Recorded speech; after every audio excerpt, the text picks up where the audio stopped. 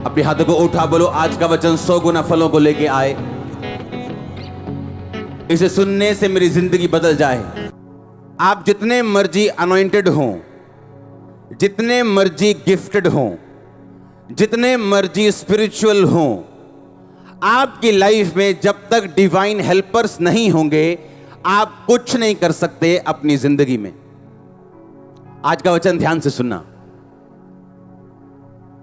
इस दुनिया में ग्रेट मैन नहीं है, ग्रेट हेल्प्ड मैन है, जिनकी सहायता की गई परमेश्वर के द्वारा, उसके लोगों के द्वारा। हालेलुया। आपको परमेश्वर ने एक खास काम करने के लिए धरती पे भेजा।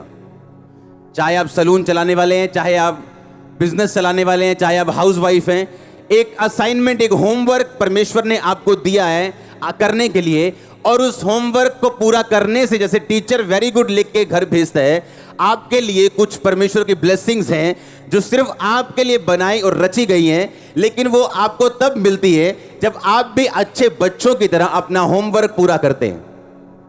उस होमवर्क को पूरा करने के लिए आप अपनी ताकत से उसे पूरा नहीं कर सकते, आप अपने गिफ्ट से पूरा नहीं कर सकते।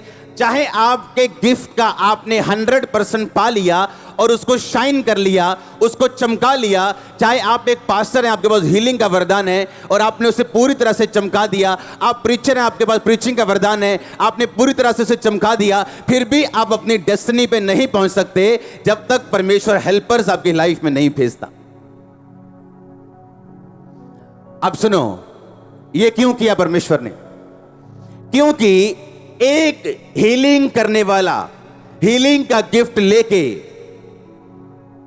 परमेश्वर से मुख मोड़ सकता है और अपनी हीलिंग को पैसा कमाने का जरिया बना सकता है,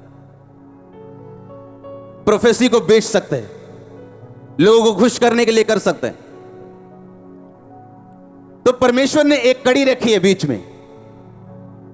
आपको यह बात ध्यान से समझनी है। परमेश्वर ने एक ऐसे हेल्पर्स आपकी लाइफ के लिए रखे हैं, जब तक आप सिद्धता की तरफ नहीं चलते वो आपकी लाइफ में कभी एंटर नहीं करते, चाहे आप जितने मर्जी गिफ्टेड क्यों ना हो। इसीलिए बहुत सारे लोग जो गिफ्टेड हैं पर इस दुनिया में अपनी सेवकाई में, अपनी फैमिली में, अपनी लाइफ में कामयाब नहीं है, क्योंकि एक कड़ी उन्होंने तोड़ी है अपनी लाइफ में। मैं ज्यादा गहराई में आज जाऊंगा, आपको बुद्धि खोल के इसे समझना है। आमीन। इस दुनिया में कोई ग्रेट नहीं है, हेल्प्ड है, हेल्प्ड, जिनकी सहायता की गई। आमीन। बाइबल बताती कि दाऊद की सहायता किसने की थी? योनाथन ने। कौन था योनाथन? शाऊल का बेटा। शाऊल का बेटा, जिसे यह मालूम था कि मेरे पिता के मरने के बाद ये लाखों करोड़ों खरबों रुपए की गद्दी मेरी होगी। उसने कहा, दाऊद मैं ये चाहता हूं कि पिता के जाने के बाद, मेरे पिता के मरने के बाद ये गद्दी तुम्हारी ठहरे। क्यों? क्योंकि बाइबल कहती दाऊद परमेश्वर के मन के अनुसार चलने वाला एक मनुष्य था। उसके भाई पाप में थे, लेकिन वो पाप में नहीं था। उसके भाई आना आज्ञाकारिता में थे, लेकिन वो पवित्रताई में था। और परमेश्वर ने एक योनाथन नाम का हेल्पर उसकी लाइफ में भेजा। मैं यीशु मसीह के नाम में प्रोफेसी करता हूं, अगर आज आप खुदावंद को खोजने का निर्णय करें, पापों से तौबा करें, एक योनाथन हेल्पर आपकी लाइफ में एंटर करने जा रहे हैं। ध्यान से सुनना, ध्यान से, बड़े ध्यान से। बहुत सारे पास्टर्स गिफ्टेड हैं पर कामयाब नहीं है। उनको प्रीचिंग करना आता है, लेकिन उन्हें बार बार असफलताओं का सामना करना पड़ता है। जब तक आपको अपने शरीर, अपने गिफ्ट पर भरोसा है, परमेश्वर इंटरफेयर नहीं कर सकता। ध्यान से समझना।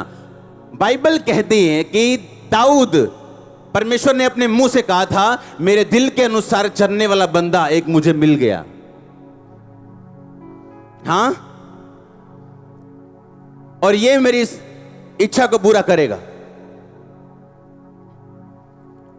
जब आप परमेश्वर के दिल के अनुसार चलते हैं तो परमेश्वर देखता है और आपकी लाइफ में डिवाइन हेल्पर्स को रिलीज करता है।